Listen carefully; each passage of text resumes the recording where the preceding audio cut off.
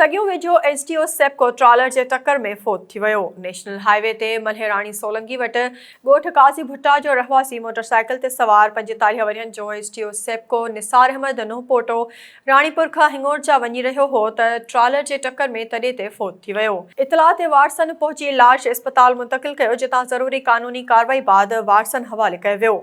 Photo जो लाश घर पहुचण ते कोरहाम मची वियो। हुन ट्रॉलर ड्राइवर मौके तां फरार थियण में कामयाब थी वियो।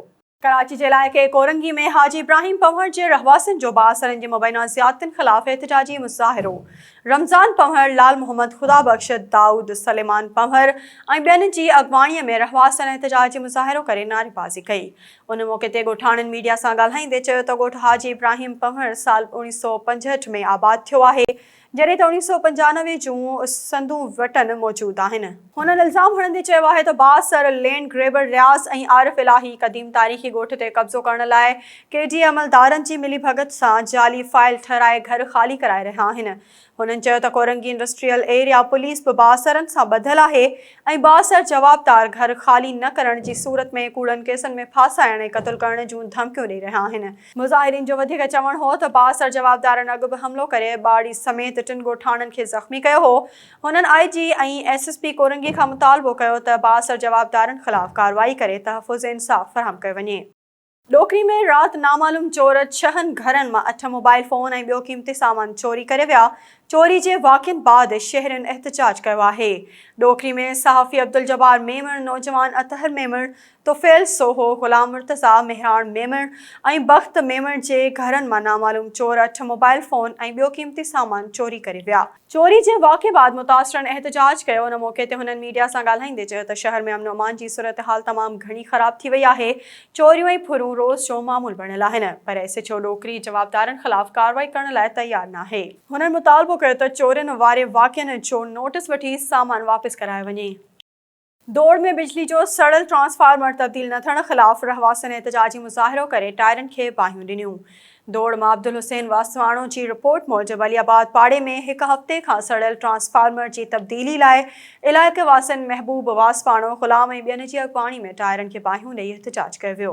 उन मौक़े ते इलाइक़े वासिन मीडिया सां ॻाल्हाईंदे चयो त 1 हफ़्ते खां असांजे इलाइक़े जो बिजली ट्रांसफार्मर तब्दील न थियण करे पूरे मोहल्ले में पीअण जे पाणी जो बहिरान आहे।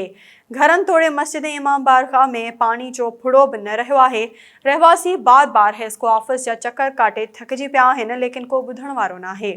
हुननि हेस्को इंतज़ामिया खां मुतालबो कयो त शहर जे अलीआबाद पाड़े जो बिजली ट्रांसफार्मर जल्द बहाल कयो वञे। डोकरी में समाजी बुरायूं वधण ऐं मंशियात जे इस्तेमाल ख़िलाफ़ JUI जे सर ते एहतजाजी मुज़ाहिरो कयो वियो। UC दड़ा खे समाजी बुरायूं वधण ख़िलाफ़ नसीर अहमद भुट्टो, बशीर जूणेजो, अब्दुल गफ़ार जूणेजो, अहमद जूणेजो ऐं ॿियनि जी अॻवाणी में सवे ॻोठाणनि रेलवे फाटक ते लाड़काणो बाढे रोड बंदि करे धरणो हंयो।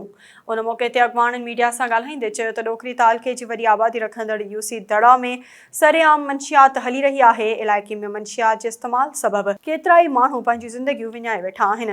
हुननि DIG लाड़काणो खां मुतालबो कयो त UC दड़ा में मंशियात विकिरो कंदड़नि ऐं जुआ जूं टकरियूं हलाईंदड़नि ख़िलाफ़ कार्रवाई करे नौजवान नस्ल खे बचायो वञे।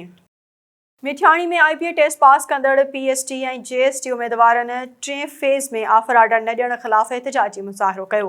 मिठियाणी मां शौकत मलिक जी रिपोर्ट मूजिबि PST ऐं JST उम्मीदवारनि बंदि पियल स्कूल खोले ऐं हक़ीक़ी सीटूं लिकाइण ते DEO नौशरो फ़िरोज़ ख़िलाफ़ एहतजाजी मुज़ाहिरो करे नारेबाज़ी कई। उन मौक़े ते शहज़ाद मलिक, वज़ीर सोलंगी, गदा चांडियो ऐं ॿियनि चयो त DEO नौशरो फ़िरोज़ हक़ीक़ी सीटूं ज़ाहिर न कयूं आहिनि, जंहिं मां साफ़ ज़ाहिर आहे त मेरिट जी लताड़ जी साज़िश हली रही आहे, जेका कंहिं बि सूरत में क़ाबिल क़बूल न आहे।